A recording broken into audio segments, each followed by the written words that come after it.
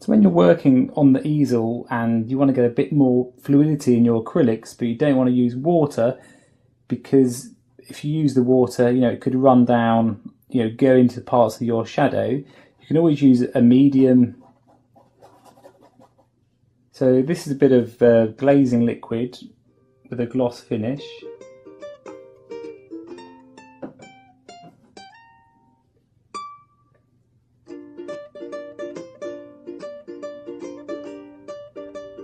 Just add a touch of it to your mixture.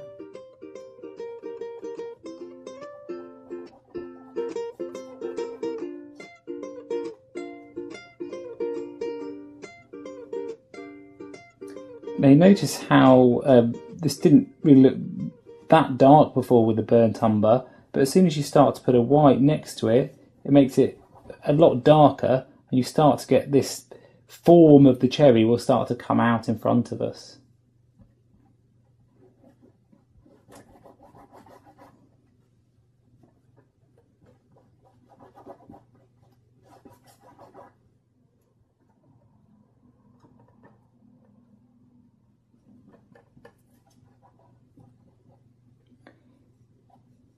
The other thing to notice is because the actual colour of the background in the image we're working from has got this kind of greeny undertone. See how I'm working quite loosely with this, and you have that raw umber and white undertone which shows through, and it starts to add some texture, some interest to your background. And it's very, very simply done. I mean, I'm being quite rough with it, quite loose with it, but the translucent nature of it, because we're thinning it out, helps for that under colour to shine through, rather than just being a solid block, or what classically a beginner to acrylics would do is start with a white canvas and draw the cherry on top of the white canvas.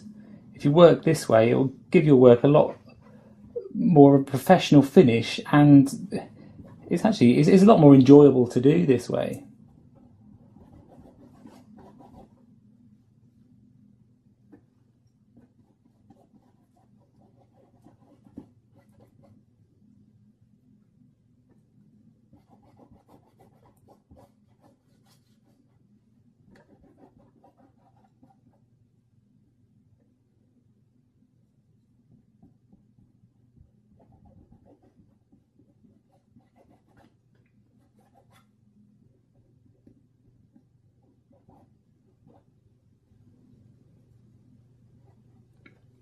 So what I'm doing here is, because the light's coming from this side, the right hand side, I want to make this a bit whiter, so that's kind of where the light would be hitting it.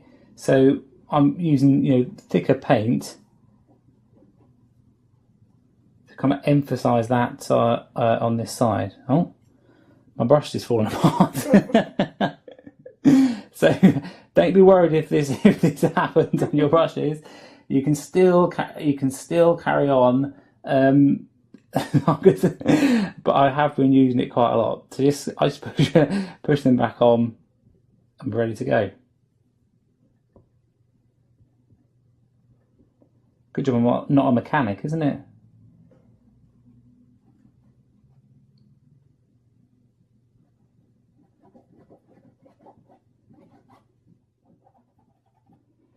Okay, now I'm just kind of assessing the whole of the picture, see how it's looking, and I quite like it. I quite like this kind of textural element to it.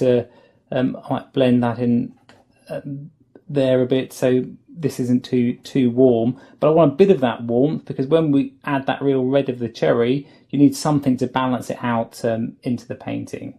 So that's pretty much it for this first stage, just with these two colours. I might add a bit of that just to soften that off. Okay, great.